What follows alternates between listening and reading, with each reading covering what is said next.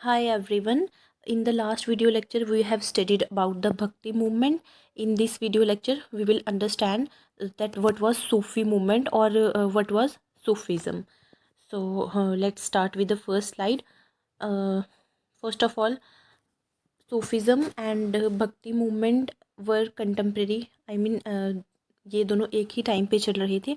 अब हम इसमें कुछ ऐसी चीज़ें हैं जो सूफिज़म और भक्ति मूवमेंट में सिमिलर थी, लेकिन कुछ ऐसी चीज़ें भी थी जो डिफरेंट थी.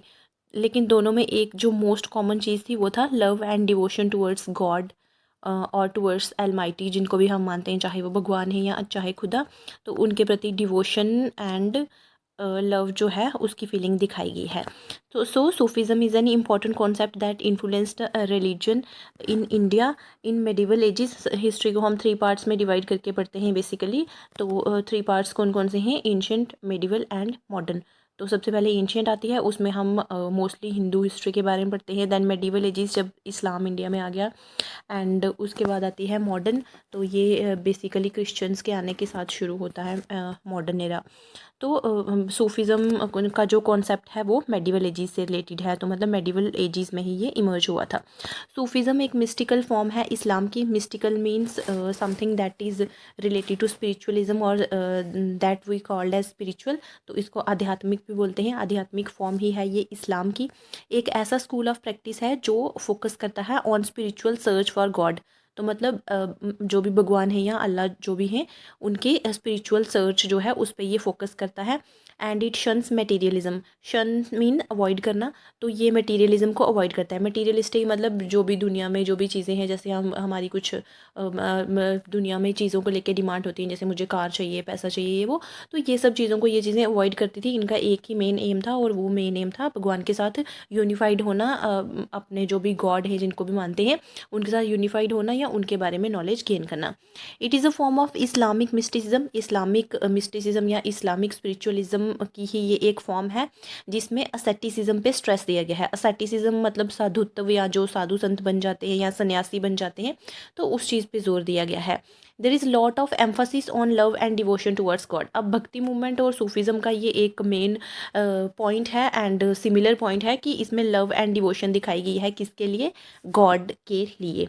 Then there are many schools of Sufism all over the world and India too. India में भी और वर्ल्ड में भी हम देखेंगे सूफिज़म के बहुत सारे स्कूल्स ऑफ थॉट्स जो हैं वो हमें देखने को मिलते हैं. Most of them trace their lineage to early Islamic history. अब इसमें से जो ज़्यादातर हैं वो अपनी लिनिएज मतलब होती है एंसेस्ट्री. तो वो अपना वंश जो है वो कहाँ से देखते हैं? अर्ली इस्लामिक हिस्ट्री से देखते हैं, from the time of prophet Muhammad himself. इसके बाद अगर सूफिज़म वर्ड के ओरिजिन की बात की जाए तो सूफिज़म वर्ड जो है ये डिराइव किया गया है अरबिक वर्ड सूफ से या फिर साफ़ा से. सबसे पहले देख लेते हैं सूफ़ का क्या मीनिंग था. सूफ़ का मतलब होता है वन हु वेयर्स वूल. मतलब जो लोग ऊन के कपड़े पहनते थे, वूल के कपड़े पहनते थे, उनको मतलब सूफ़ बोला गया.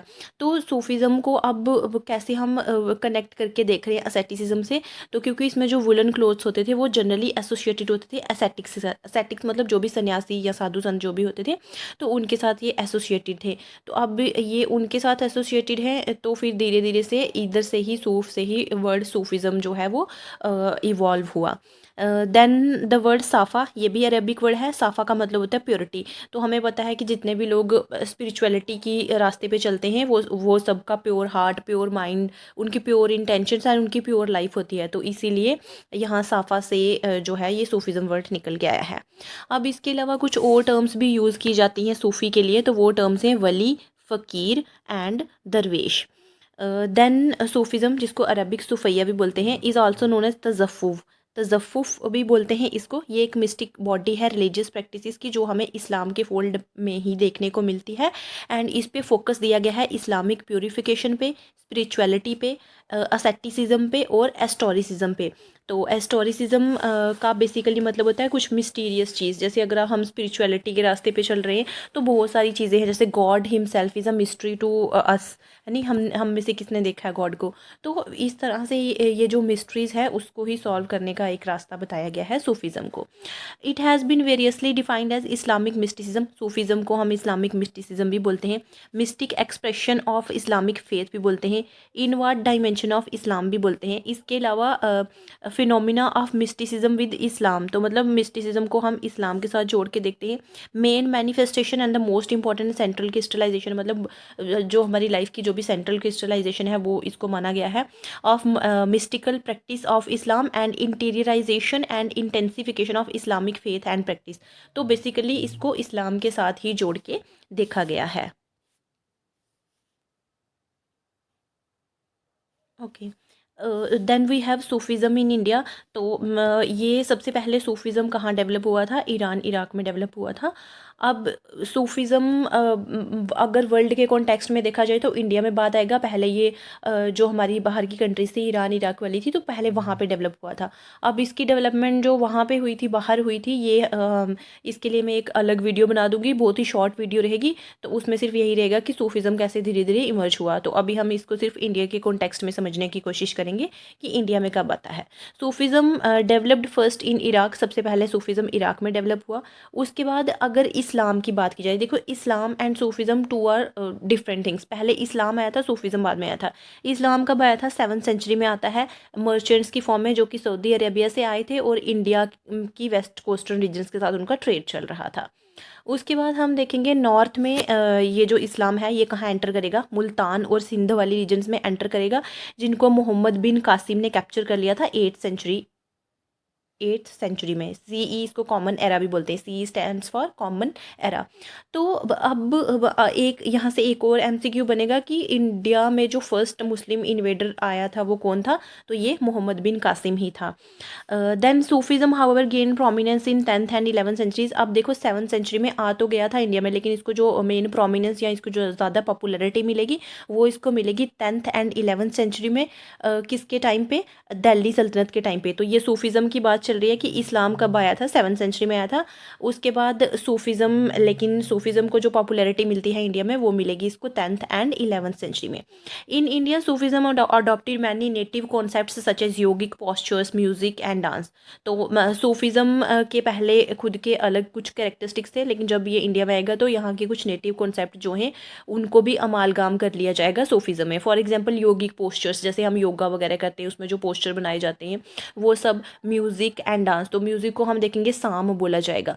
Sufism found adherents among both Muslims and Hindus. अब सूफीज़म अब इस्लाम के साथ कनेक्टेड है तो इट डजंट मीन्स कि इसको सिर्फ मुस्लिम ही फॉलो कर रहे हैं, बहुत सारे हिंदूज जो हैं उनमें भी बहुत ज़्यादा पॉपुलैरिटी थी सूफीज़म की।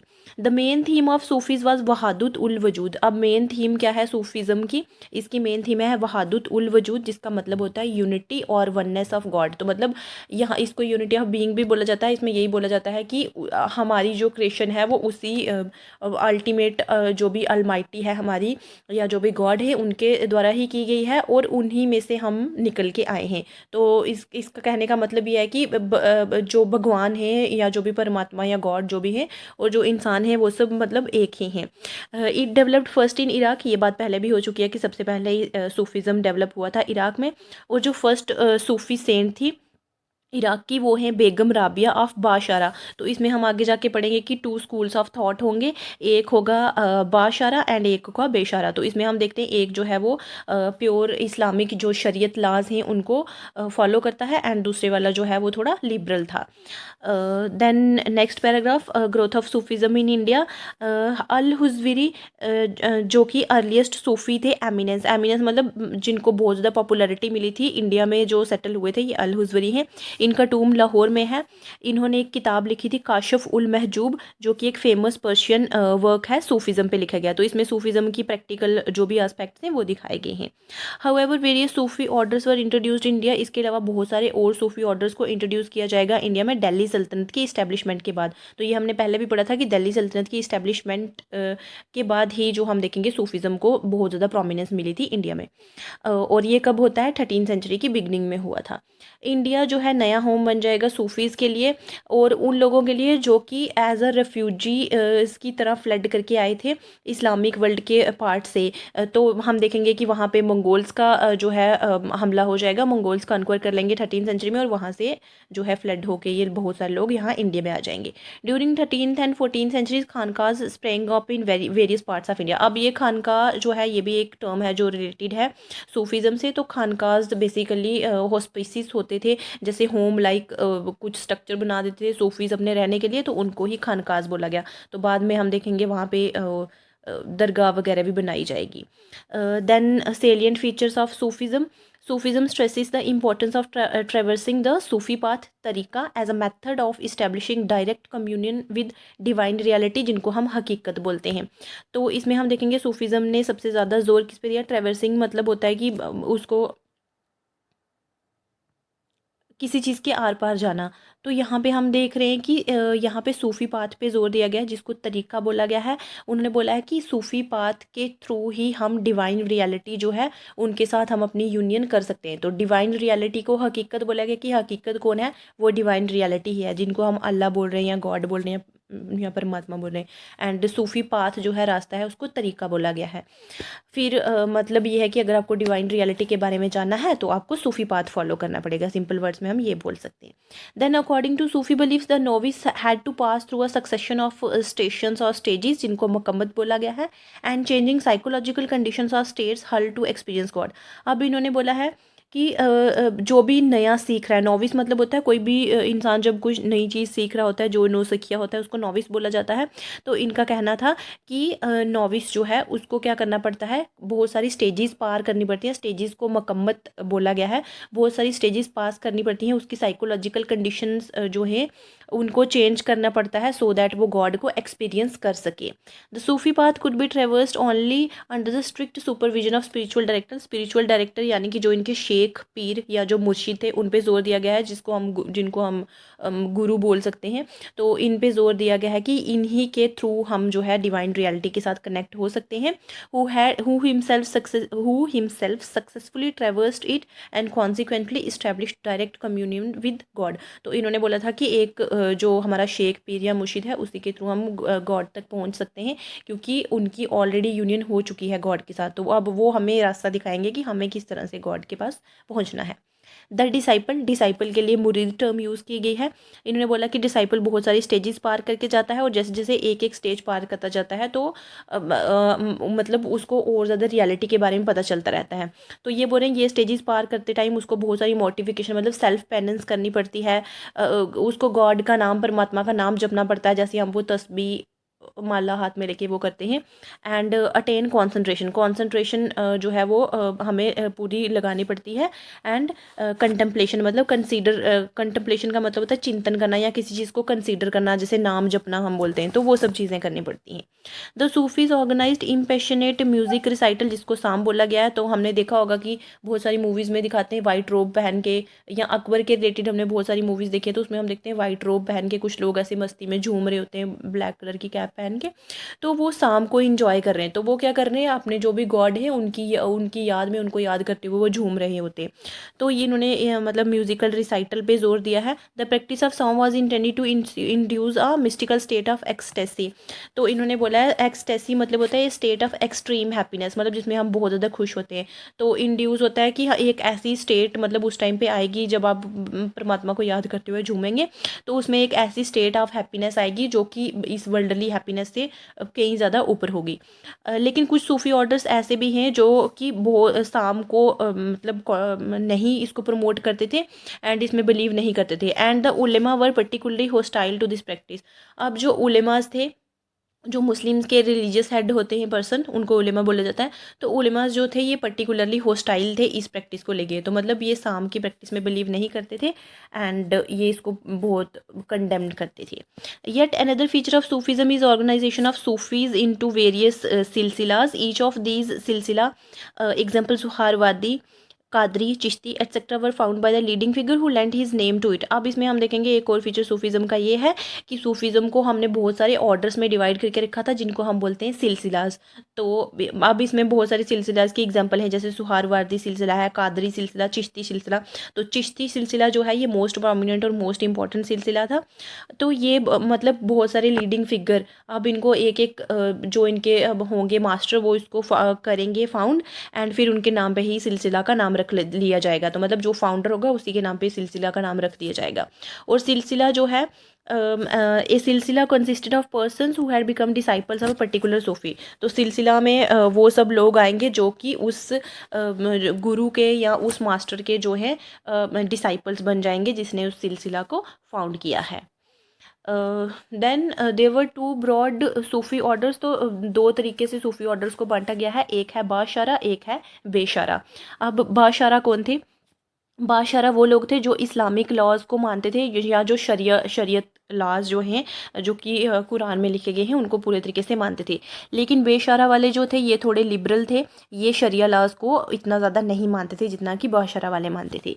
इस्टेब्लिश्ड बाशारा स्कूल जो है ये इस्टेब्लिश किया जाता है एक सूफ़ी के द्वारा, और फिर उसके जो आगे प्यूपिल्स, उसके जो डिसाइपल्स हैं या उसके जो शिष्य हैं वो इसको आगे कैरी ऑन करते थे।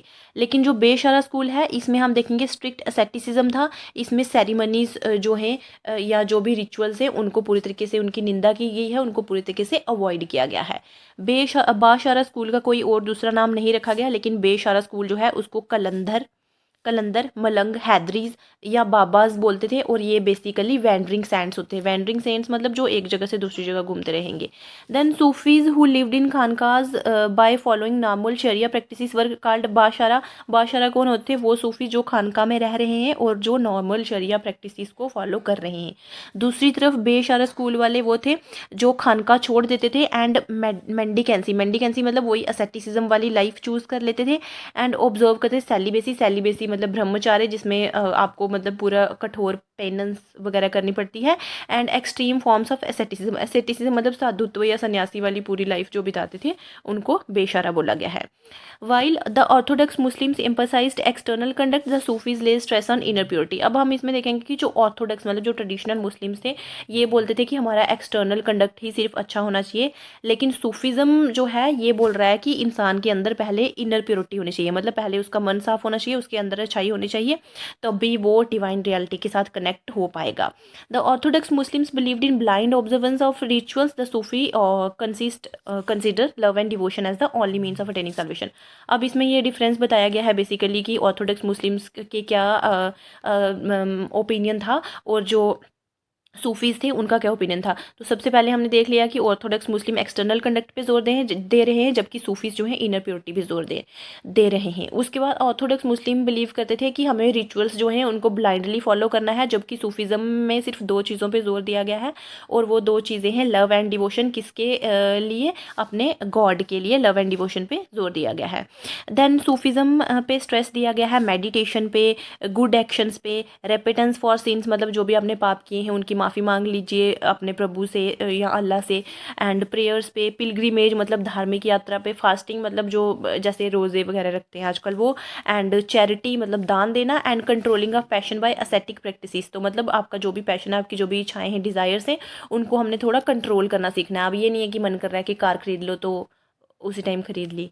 तो फिर इसके बाद हम देखेंगे सिलसिलाज क्या थे। तो सिलसिला में हम देखेंगे 12th सेंचुरी में सूफ़ी ऑर्डर जो है सूफ़ीज़ को ऑर्गेनाइज़ किया गया था 12 ऑर्डर्स में, या जिनको हम सिलसिला बोलते हैं।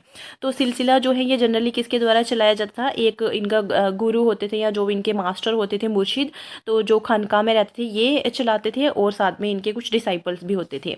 अब जो लिंक था टीचर के बीच का या पीर या मुर्शिद के बीच का, टीचर को ही पीर या मुर्शिद बोला गया है, एंड डिसाइपल को मुरीद बोलते हैं।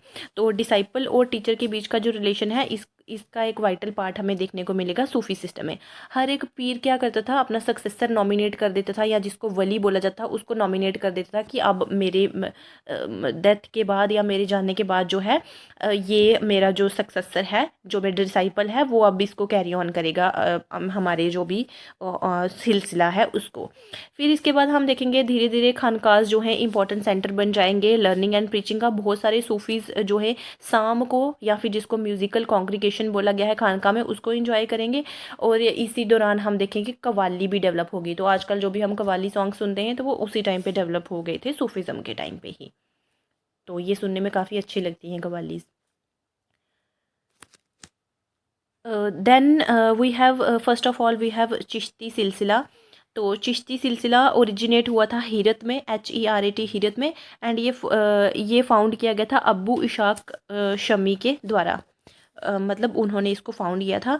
एंड सबसे पहले इसमें हम देख लेते हैं शेख मोइनुद्दीन चिश्ती। तो इसमें बहुत सारे लोग आएंगे, तो वन बाय वन हम उन सबको स्टडी करेंगे। सबसे पहले थे शेख मोइनुद्दीन चिश्ती। इन्होंने जो है इंडिया में इसको ओरिजिनेट किया था। तो अगर हीरत की बात की जाए, हीरत इराक में है, तो हीरत में इसको किसने इंट्रोड्यूस किया था चिश्ती सिलसिला को? अबू इशाक शमी ने। लेकिन इंडिया में किसने इंट्रोड्यूस किया था? शेख मोइनुद्दीन चिश्ती ने। शेख मोइनुद्दीन चिश्ती को गरीब नवाज भी बोला जाता है। And 1192 CE stands for common era, इसमें इसको इंट्रोड्यूस किया गया था। इनकी दरगाह हमें अजमेर में देखने को मिलती है। अब 1235 CE में इनकी डेथ हो जाएगी और इनकी डेथ के बाद ही बहुत ज़्यादा पॉपुलैरिटी मिलेगी चिश्ती सिलसिला को। अब इनकी ग्रेव पे हम देखेंगे बहुत सारे मुस्लिम सुल्तान्स जो हैं वो यहाँ पे जाके विजिट करेंगे। फॉर एग्जांपल सुल्तान मोहम्मद तुगलक गए थे, यहाँ पे जाके इन्होंने एक मॉस्क बनाई। इसके अलावा एक डोम इरेक्ट किया गया मोहम्मद खिलजी के द्वारा मालवा में। मालवा के मोहम्मद खिलजी थे, 15वीं सेंचुरी में इन्होंने डोम इरेक्ट कराया, बनवाया। उसके बाद हम देखेंगे मुगल एम्परर अकबर, इन्होंने भी पैट्रोनेज दी दरगाह को और उसके बाद इसकी पॉपुलैरिटी और ज़्यादा इंक्रीज़ हो जाएगी। Then after Moinuddin Chishti we have Qutbuddin Bakhtiyar Kaki. तो ये ख्वाजा मोइनुद्दीन चिश्ती के ही डिसाइपल थे या उनके ही सक्सेसर थे। एंड ये हम देखते हैं कि इनकी याद में ही इल्तुतमिश ने कुतुब मीनार बनाया है। तो यहाँ से MCQ बन सकता है कि कुतुब मीनार जो है वो किसने बनवाई थी और किसकी याद में? तो ये हम देखेंगे कुतुबुद्दीन ऐबक ने स्टार्ट की थी कुतुब मीनार की कंस्ट्रक्शन, लेकिन इसको कंप्लीट इल्तुतमिश ने कराया था। एंड ये किसके लिए बनाया गया था, किसकी याद में बनाया गया था? कुतुबुद्दीन बख्तियार काकी के को कंट्रीब्यूट करते हुए ये बनाया गया था। उसके बाद हम देखेंगे शेख हामिद उद्दीन नागौरी। ये एक और खलीफा मतलब जो सक्सेसर थे शेख मोइनुद्दीन चिश्ती के। इन्होंने नागौर राजस्थान जो है वो इनका सेंटर ऑफ एक्टिविटी रहेगा। शेख हामिद उद्दीन नागौरी ने नागौर में सिलसिला ही इस्टेब्लिश किया था, यहीं पे ये रहते थे। और यहाँ पे ये ऐसा नहीं है कि कोई बड़ी रॉयल लाइफ जी रहे थे, ये एक ऑर्डिनरी राजस्थानी पीजेंट की तरह रह रहे थे और इन्होंने खुद को अथॉरिटी से पूरी तरीके से डिसएसोशिएट किया था। अब सिलसिलाज में ना हमें बहुत तरह के लोग देखने को मिलेंगे। कुछ ऐसे होंगे जो क्या करेंगे, जो रॉयल पावर, रॉयलिटी या लग्जरियस लाइफ, लग्जरियस तो नहीं बोल सकते, लेकिन यह है कि रॉयलिटी जो है उसको पैटर्नाइज करेंगे। लेकिन यहाँ पे बहुत सारे ऐसे थे जो रॉयलिटी से, पावर से या पॉलिटिक्स से बहुत दूर रहते थे। तो ये शेख हामिद उद्दीन नागौरी जो हैं वो भी उनमें से एक थे जो कि ये पावर एंड पॉलिटिक्स से दूर रहने की बात करते थे। ये स्ट्रिक्ट वेजिटेरियन थे, मतलब वेजिटेरियन को पूरे तरीके से ये फॉलो करते थे, नॉन वेज नहीं कंज्यूम करते थे। एंड ये और इनके जो सक्सेसर थे उन्होंने बहुत सारे पर्शियन सूफी वर्सेस जो हैं उनको ट्रांसलेट किया गया लोकल लैंग्वेज में, जिसको हिंदवी बोला गया है। तो ये अर्लीस्ट एग्जाम्पल है इस तरह की ट्रांसलेशन की। तो मतलब हिंदवी ट्रांसलेशन जो है वो सबसे पहले कब की गई थी? शेख हामिद उद्दीन नागौरी के टाइम पे ही की गई थी। उसके बाद आते हैं फरीदुद्दीन, इनको बाबा फरीद भी बोला जाता है। ये कुतुबुद्दीन बख्तियार काकी के सक्सेसर थे। एंड इसमें हम देखेंगे ये इनको गंज शखर भी बोला जाता है और पॉपुलरली इनको बाबा फरीद के नाम से जाना जाता है। He despised association with the ruling class, मतलब रूलिंग क्लास जो है उनसे ये दूर ही रहेंगे। एंड डिस्पाइस मतलब होता है हेट करना, इनसे ये दूर रहेंगे, हेट करेंगे ये जो भी रूलिंग क्लास है या रिच पर्सन है उनको। नाथपंथी योगी जो कि हम देखेंगे भक्ति मूवमेंट से रिलेटेड थे। नाथपंथीज हमने देखा बेसिकली योगा पे, मेडिटेशन पे जोर देते थे, तो ये भी इनकी खानकाह में विजिट करते थे। एंड इनके साथ इन्होंने मिस्टिसिज्म का जो नेचर है उसको मतलब उसके बारे में इन्होंने बहुत सारी डिस्कशंस की हैं। पंजाब में बाबा फरीद की बहुत ज़्यादा पॉपुलैरिटी थी। अब इनकी पॉपुलैरिटी हमें पता चलती है इस चीज़ से कि इनकी डेथ के 300 ईयर्स के बाद जो वर्सेस इनको एस्क्राइब किए गए थे वो हमें सिखों के धार्मिक ग्रंथ आदि ग्रंथ में भी देखने को मिलते हैं, जो कि ऑर्गेनाइज किया गया था 5th सिख गुरु अर्जुन देव के थ्रू 1604 में। तो इनका टूम बनाया गया है पाकपतन में। पाकपतन जो है पाकिस्तान में है अभी। एंड फिर उसके बाद ये भी सेंटर ऑफ पिलग्रिमेज बन जाएगा। तो पिलग्रिमेज मतलब जो धार्मिक कुछ रिलीजन से रिलेटेड जो भी आपका प्लेस होता है तो उसको पिलग्रिमेज बोला जाता है या धार्मिक यात्रा। Then we have Sheikh Nizamuddin Auliya, ये मोस्ट सेलिब्रेटेड डिसाइपल थे बाबा फरीद के एंड ग्रेटेस्ट सूफी सेंट रहे हैं ये 14th सेंचुरी के। इन्होंने दिल्ली को फेमस सेंटर बना दिया था चिश्ती ऑर्डर का। और जो दो फेमस हिस्टोरियंस थे ज़ियाउद्दीन बारनी एंड आमिर खुसरो, ये दोनों इनके ही कंटेम्परेरी थे। The most important point to remember कि आमिर खुसरो एंड ज़ियाउद्दीन बारनी किस हम बोल सकते हैं किस मास्टर के या किस मुर्शिद के कंटेम्प्रेरी थे, तो ये शेख निज़ामुद्दीन औलिया के कंटेम्प्रेरी थे।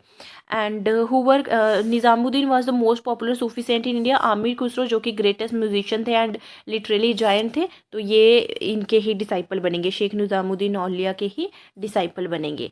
एक सिस्टम जिसको बोला गया है नाद संप्रदाय, ये फॉलो किया जाता है। इसका मतलब होता था कि bring disciples near as one family, तो इनको मतलब पास पास में ही मतलब बरी किया जाता था इनकी डेथ के बाद, तो as a one family. Later he successors spread the Chishti order, उसके बाद इनके सक्सेसर्स ने चिश्ती ऑर्डर को इन कंट्री के अलग अलग पार्ट्स में स्प्रेड करने में हेल्प की। इनकी टीचिंग और कॉन्जर्वेशन जिनको मलफूजात बोला गया है, ये रिकॉर्ड की गई हैं एक बुक में जिसको फवायद उल फुवाद बोला गया है, और ये किसने लिखी थी, ये आमिर हसन सिजली ने लिखी थी। इसके बाद इसमें ना प्रैक्टिकल आस्पेक्ट्स बताए गए हैं सूफीज़म के, मतलब ये जो बुक है फवायद उल फुवाद, तो इसमें सूफीज़म के प्रैक्टिकल आस्पेक्ट्स पे जो है चीज़ें लिखी गई हैं। शेख निज़ामुद्दीन औलिया ने 7 सक्सेसिव सुल्तान्स देखे दिल्ली के, लेकिन इन्होंने हमेशा से किंग की कंपनी और नोबल्स जो हैं उनकी कंपनी को अवॉइड किया, और इन्होंने कभी भी किसी भी राजा के कोर्ट, किसी भी किंग के कोर्ट को इन्होंने विजिट नहीं किया। लंगर जिसको आम हाउस बोलते हैं, जिसमें फूड डिस्ट्रीब्यूट किया जाता है, जैसे आजकल भी हम देखते हैं बहुत सारे सिख लोग लंगर चलाते हैं, या अमृतसर में देखा जाए वहाँ पे भी लंगर चलाया जाता है, तो जिसमें हम देखते हैं फ्री फूड डिस्ट्रीब्यूट किया जाता है, तो ये लगाए जाते थे। एंड ये जो लंगर लगाए जाते हैं इनकी खानका में, ये हिंदू और मुस्लिम दोनों के लिए एक ही तरह से ओपन थे, तो मतलब इसमें कोई रोक नहीं रखी गई थी, कोई डिस्क्रिमिनेशन नहीं था कि किसी पर्टिकुलर रिलीजन के लोग इनको फॉलो कर सकते हैं, किसी भी रिलीजन के लोग इनको अपनी खुशी से फॉलो कर सकते थे। इनकी खानका में हम देखेंगे नाथपंथी योगी विजिटर्स के साथ इनकी बहुत सारी बातचीत होती रहेगी, एंड ये बहुत सारी योगा ब्रीदिंग एक्सरसाइजेस जो हैं वो भी अडॉप्ट करेंगे, एंड वॉज कॉल्ड अ सिद्ध और परफेक्ट बाय द योगीज, तो इनको सिद्ध या परफेक्ट भी बोला जाएगा योगीज के द्वारा। उसके बाद आते हैं शेख बुरहानुद्दीन, ये निज़ामुद्दीन के ही एक सक्सेसर हैं, एंड इनका पूरा नाम था शेख बुरहानुद्दीन गरीब। 13th सेंचुरी में हम देखेंगे चिश्ती ऑर्डर को इस्टेब्लिश किया जाएगा डेक्कन में बाय शेख बुरहान उद्दीन गरीब के द्वारा, एंड ये एक ऐसे सूफ़ी थे जिनको मोहम्मद तुगलक, हम देखेंगे कि ये बहुत सारी सूफ़ीज़ को माइग्रेट करने के लिए बोलेंगे या फोर्स करेंगे उनको डेक्कन में माइग्रेट करने के लिए, तो ये भी उनमें से एक ही थे। इन्होंने दौलताबाद को सेंटर बना दिया था अपनी एक्टिविटीज़ का, एंड इन्होंने वहाँ दौलताबाद में चिश्ती ऑर्डर को इंट्रोड्यूस भी किया। Then we have Sheikh Nasiruddin, ये मोस्ट फेमस जो शेख निज़ामुद्दीन औलिया का खलीफा थे, या जो उनके मोस्ट फेमस सक्सेसर थे वो थे शेख नसीरुद्दीन महमूद। इनको चिरागे दिल्ली भी बोला जाता है। Important point to remember, Chirage Delhi किसको बोला जाता है, शेख नसीरुद्दीन को बोला जाता है, और चिरागे दिल्ली का मतलब है लैम्प ऑफ दिल्ली। अब ये और इनके बहुत सारे डिसाइपल्स जो हैं ये क्या करेंगे, जो पहले वाले चिश्तीस जो भी प्रैक्टिसेस फॉलो कर रहे थे उनको ये डिसकंटिन्यू करेंगे, एंड जिसकी वजह से हम देखेंगे इस्लामिक ऑर्थोडक्स मतलब होता है जो पुराने ख्यालात को मानने वाला होता है, तो इनका क्लैश हो जाएगा इस्लामिक ऑर्थोडक्सी के साथ, और इसीलिए उलेमा जो हैं ये उनको अपना थोड़ा एटीट्यूड चेंज करने के लिए कहेंगे। देन हम देखेंगे 14th एंड 16th सेंचुरी में बहुत सारे सूफीज़ माइग्रेट कर जाएंगे गुलबर्गा में, and also contrary to past practice some of these Chishti began accepting. अब देखिए पहले जो स्टार्टिंग में चिश्तीज थे या जो सूफीज़ आए थे, तो ये लोग क्या करते थे, ये पैट्रोनेज नहीं लेते थे किसी भी रूलिंग इस्टेब्लिशमेंट से, और पॉलिटिक्स से बिल्कुल दूर रहते थे, लेकिन धीरे धीरे टाइम जैसे जैसे बीतता जाएगा तो इनमें कुछ कुछ चेंजेस आते जाएंगे, और अब ये लोग पावर या पॉलिटिक्स जो है उसमें थोड़ा बहुत पार्टिसिपेशन शुरू कर देंगे, किंग के कोर्ट्स में जाना शुरू कर देंगे, सो दैट अपने आइडियाज़ को ये वहाँ भी प्रोपोगेट कर सकें सूफीज़म के आइडियाज़ को, और जो भी इनका मैसेज है यूनिटी का, लव का, डिवोशन का, ब्रदरहुड का, उसको ये सो दैट इम्प्लीमेंट कर सकें हर जगह पे। डेक्कन सिटी है जो बीजापुर की, ये एक इंपॉर्टेंट सेंटर बनेगा सूफी एक्टिविटी का, एंड एक जो मोस्ट फेमस पीर है इस रीजन के वो होंगे मोहम्मद बंदा नवाज। उसके बाद शेख सलीम चिश्ती, ये लास्ट ग्रेट सेंट थे चिश्ती ऑर्डर के, एंड अकबर जो है ये इनकी बहुत ज़्यादा रिस्पेक्ट करते थे।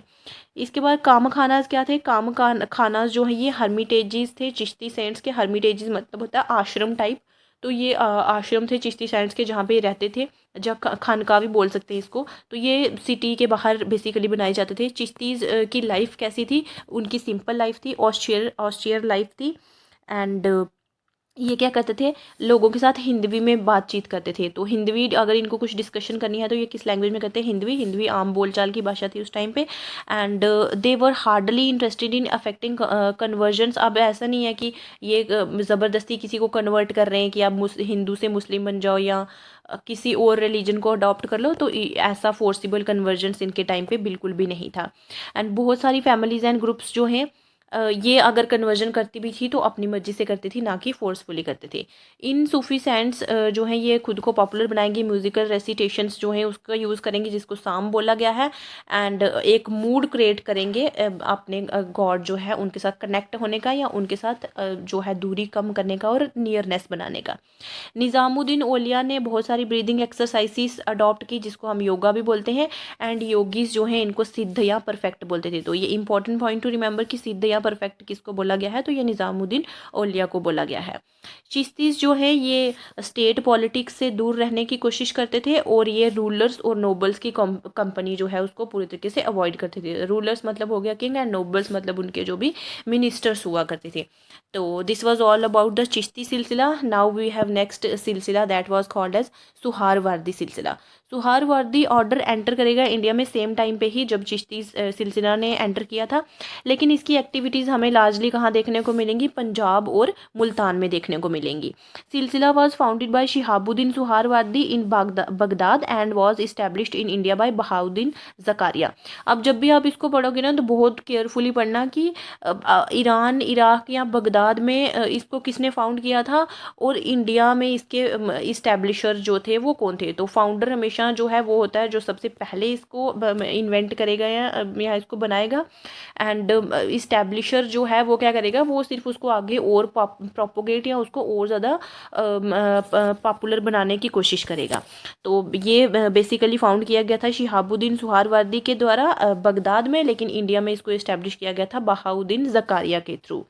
अब चिश्तीज़ की तरह सुहारवादीज़ जो हैं ये कि ऐसे मतलब चिश्तीज़ का हमने देखा था कि ये किंग सुल्तान से ग्रांट्स नहीं लेते थे और ना ही कोर्ट वगैरह में विजिट करते थे। लेकिन सुहारवर्दी का अपोजिट ही सिस्टम था, ये क्या करते थे, ग्रांट्स जो हैं वो एक्सेप्ट कर लेते थे सुल्तान से। एंड ये पॉलिटिक्स में भी एक्टिव पार्ट प्ले करते थे। ये रिचेस्ट ऑर्डर था और हम देखेंगे जल्दी ही ये अनपॉपुलर हो जाएगा। तो चिश्ती ऑर्डर जो है सबसे अगर पॉपुलर ऑर्डर की बात की जाए तो वो चिश्ती ऑर्डर था। लेकिन सुहारवादी इतना पॉपुलर नहीं था जितना चिश्ती ऑर्डर था। सूफीज़ हैं जो इस सिलसिला के, ये एक्सेसिव असेटिक लाइफ मतलब जो बहुत ज़्यादा साधुत्व की लाइफ होती है, बहुत ज़्यादा आप सन्यासी बन जाते हो, वर्ल्डली लाइफ को छोड़ देते हो, उससे डिटैच हो जाते हो और एक स्पिरिचुअलिज्म का पाथ पकड़ लेते हो। तो उस तरह का इसका नहीं था। थोड़े ये मतलब लिबरल थे या ऐसे मीडियम टाइप के थे, बहुत ज़्यादा एक्सट्रीम नहीं ये एसेटिसिज्म में बिलीव करते थे। सुहारवादी बिलीव करते थे कि एक सूफ़ी जो है उसके अंदर 3 एट्रीब्यूट या 3 क्वालिटीज़ होनी चाहिए। वो 3 मेन क्वालिटी कौन कौन सी हैं, प्रॉपर्टी, नॉलेज एंड हल। हल मतलब होता है मिस्टिकल एनलाइटनमेंट होनी चाहिए, मतलब उसको ज्ञान होना चाहिए अध्यात्म का या स्पिरिचुअलिज्म की उसको नॉलेज होनी चाहिए।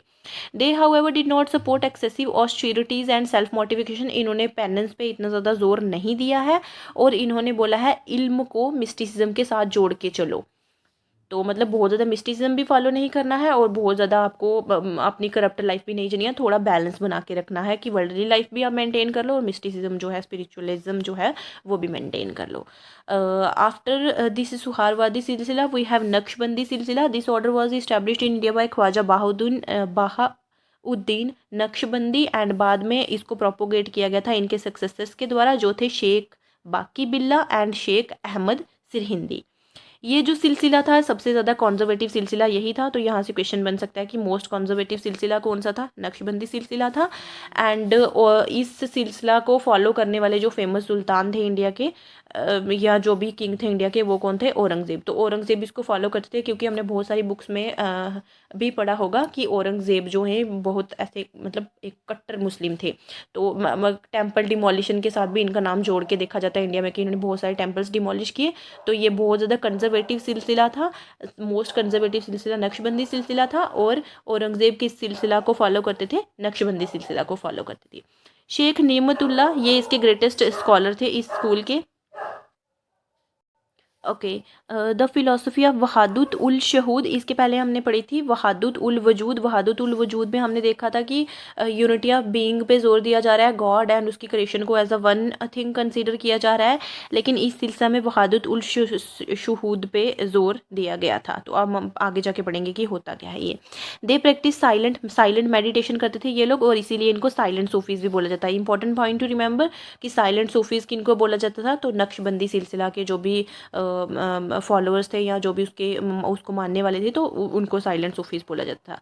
अब वहादुतुल शहूद पे आते हैं कि वहादुतुल शहूद बेसिकली था क्या।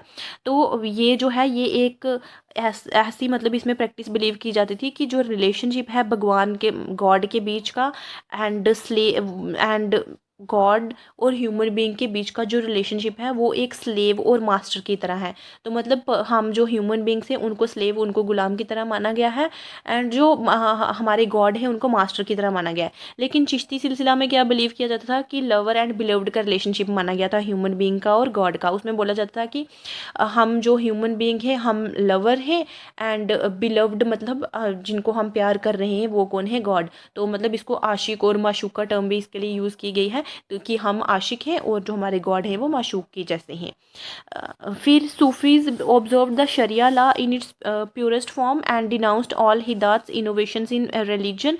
दे were against the liberal policies of Akbar like granting high status to many non Muslim, abolishment of जजिया and ban on cow slaughter.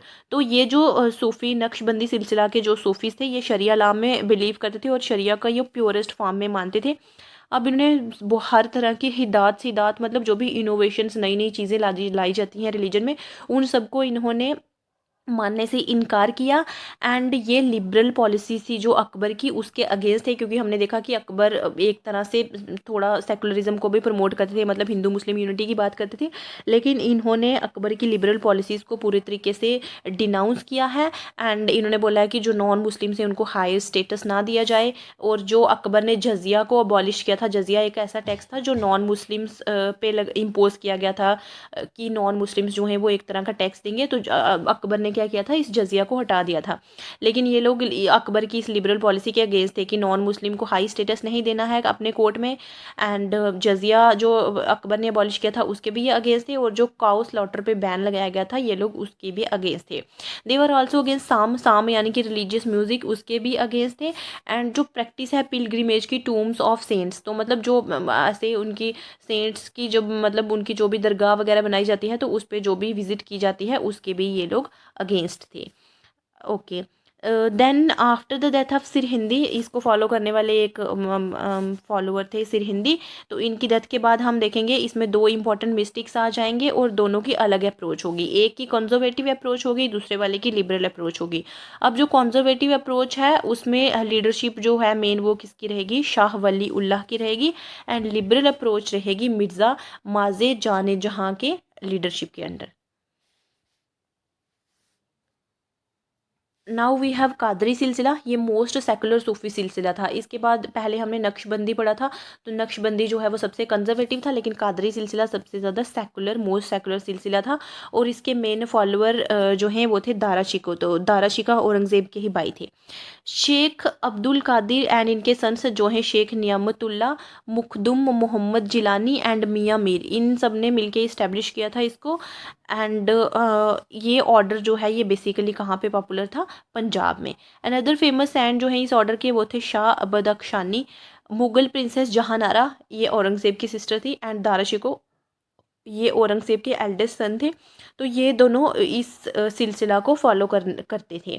कादरीज believed in concept. अब दाराशिको जो है ना इनका बहुत इंपॉर्टेंट रोल है हिस्ट्री में, ये बहुत ही ज़्यादा लिबरल थे, एंड ये भी हिंदू मुस्लिम यूनिटी की बात करते थे। अब इनके फादर शाहजहाँ जो हैं ये इनको थ्रोन पे बिठाना चाहते थे, लेकिन औरंगज़ेब जो है वो थ्रोन पे बैठना चाहते थे। तो फिर हम देखेंगे वॉर ऑफ सक्सेशन चलेगी बहुत टाइम के लिए, तो फिर इसमें बहुत खून खराबा होगा और लास्ट में दाराशिको जो है उनको एग्जीक्यूट कर दिया जाएगा बाय औरंगज़ेब। तो लेकिन ये दाराशिको बहुत अच्छे पर्सन थे, हम देखेंगे इन्होंने बहुत सारे उपनिषद्स और बहुत सारे हिंदू स्क्रिप्चर्स को ट्रांसलेट कराया था अपने पर्शियन लैंग्वेज में, सो दैट ये उनको स्टडी कर सकें। तो इन्होंने बहुत सारी हिंदू फिलोसफीज़ को भी स्टडी किया है और ये इनकी हमेशा से लिबरल अप्रोच रही है।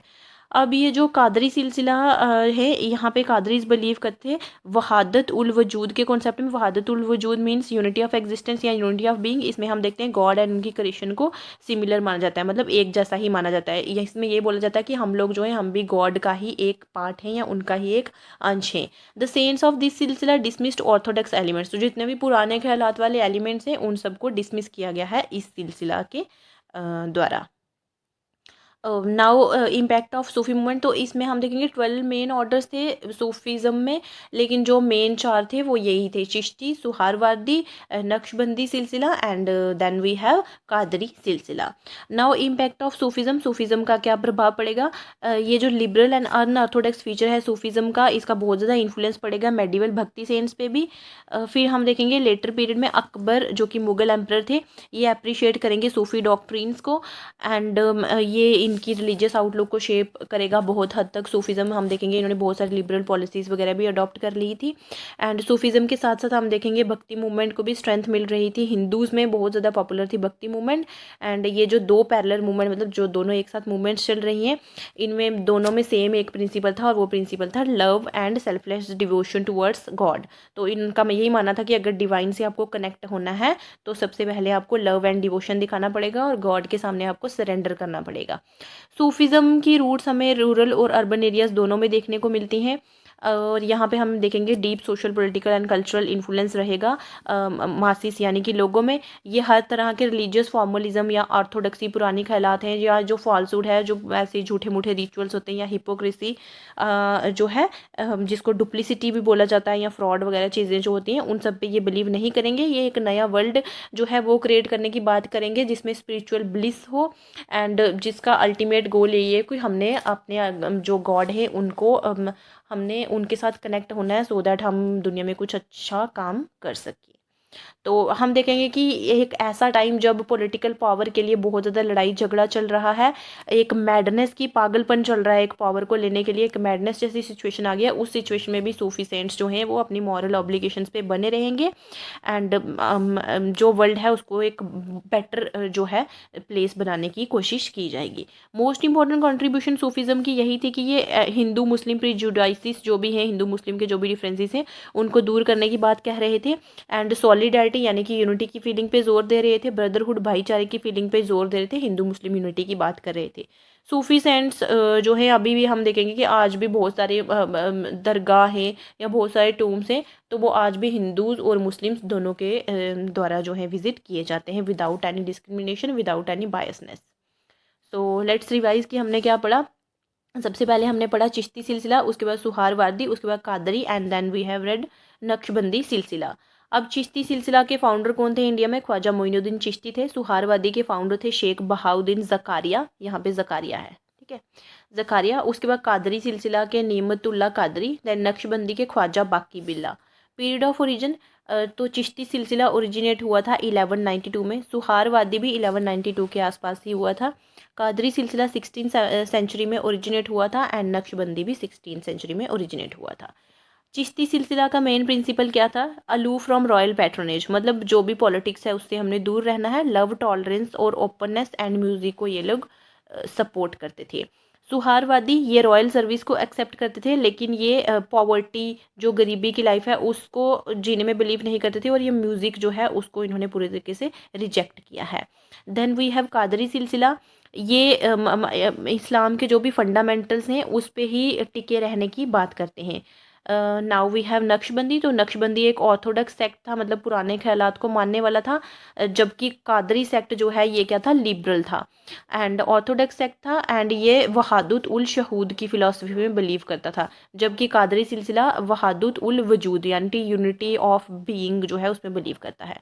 अब नोटेबल सेंट्स कौन कौन थे चिश्ती सिलसिला के? ख्वाजा कुतुबुद्दीन बख्तियार काकी, निज़ामुद्दीन औलिया एंड आमिर खुसरो। आमिर खुसरो हम देखेंगे कोर्ट पोएट भी थे अलाउद्दीन खिलजी के।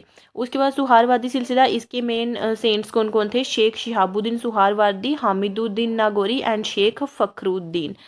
Then we have Qadri silsila, इसके मेन सेंट्स थे शेख मोहम्मद हसानी शेख एंड अब्दुल कादिर मुल्ला।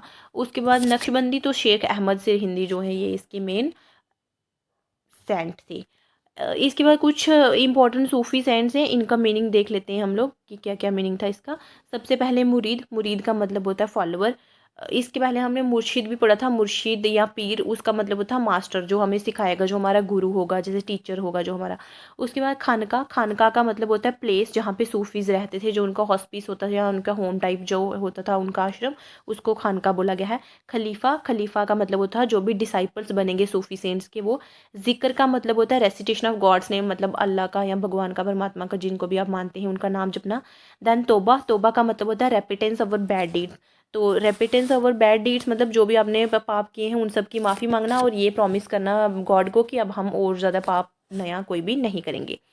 फिर है फना, फना का मतलब होता है स्पिरिचुअल मर्जिंग विद अलमाइटी, जो भी आपका गॉड है, डिवाइन पावर है, उसके साथ हमने मर्ज करना है। उर्स, उर्स का मतलब होता है डेथ। साम, साम मीन्स म्यूजिकल गैदरिंग, कुछ सूफीज इसमें बिलीव करते थे लेकिन कुछ सूफी साम यानी कि म्यूजिक के अगेंस्ट थे। ओके, देन वी हैव वार, वार मतलब non acceptance of what is not given freely, तो मतलब अगर आपको फ्री में कुछ चीज़ फ्रीली नहीं दिया गया है कुछ चीज़, तो आपने उसको एक्सेप्ट नहीं करना है। जुलाद मीन्स काइंडनेस। फ़क्र पॉवर्टी। सुहर means to observe tolerance, tolerant रहना है, सहन शक्ति बढ़ानी है। शुक्र मतलब एक्सेप्टेंस ऑफ ऑब्लिगेशन, जो भी आपको आज्ञा वगैरह दी गई है उसको आपने एक्सेप्ट करना है। खौफ मतलब सिम्बोलाइज करता है फियर को। तवक्कुल मतलब है कंटेंटमेंट, मतलब संतुष्टि दिखाना कि अब हम सेटिस्फाइड हो गए। रिज़ा का मतलब है सरेंडर करना, solvation.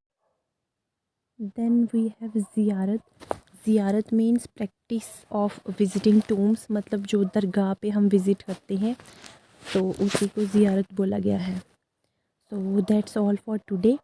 If you like the video, please like, share and subscribe so that you can get more such videos on this channel. All the best for whatever you are preparing for. Okay.